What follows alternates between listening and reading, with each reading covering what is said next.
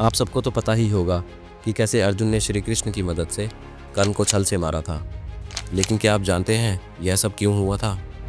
भगवत गीता में हमें कर्म के बारे में बताया गया है कि कैसे हमारे पिछले जन्म के कर्म का फल कई बारी हमें अगले जन्म में भी मिलता है।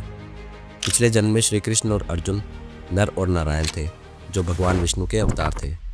उसी तरह कर्ण अपने पिछले जन्म में एक असुर था, जिसका नाम दंभोदवा था। ऐसे कई असुर रहे जिन्होंने अपने आप को एक हद तक मृत्यु से बचाने के लिए विचित्र वरदान मांगे। ठीक उसी तरह दंभोदवा ने अपने आप को अमर बनाने के लिए सूर्य देव की कठिन तपस्या की, जिसके बाद सूर्य देव उसकी कठिन तपस्या से खुश हो गए और उसे वरदान देने को तैयार हो गए। दंभोदवा ने सूर्य देव से 100 कवच और कुंडल मांगे और एक वरदान भी मांगा कि इन कवच और कुंडल को वही मनुष्य तोड़ पाएगा जिसने 1000 वर्ष की तपस्या की हो।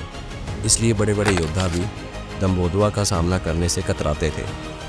इतना ही नहीं, दंभोदवा ने एक वरदान और भी मांगा कि जो भी उसका एक कवच तोड़ेगा उसके तुरंत बाद ही उसकी मृत्यु हो जाएगी। इसलिए बड़े बड़े योद्धा भी दंभोदवा का सामना करने से कतराते थे।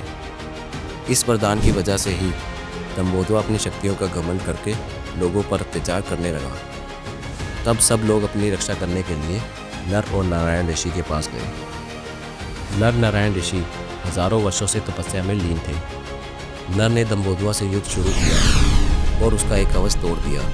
जैसे ही उसका कवच टूटा, उसके तुरंत बाद ही नर की मृत्यु हो गई। लेकिन नारायण ने अपने तपस्या के बल से नर को जीवित कर दिया।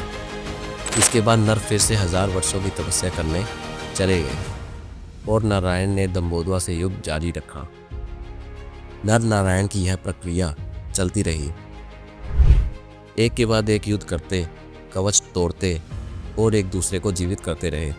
धीरे धीरे दंभोदवा के 99 कवच टूट गए।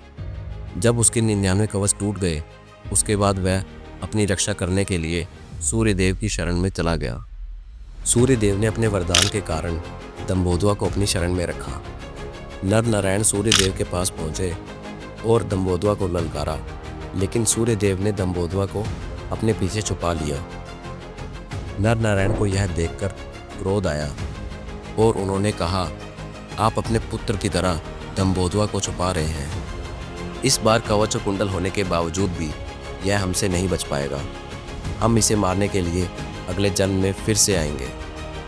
इस श्राप के कारण अगले जन्म में दंभोदवा ने सूर्य देव के पुत्र कर्ण के रूप में जन्म लिया।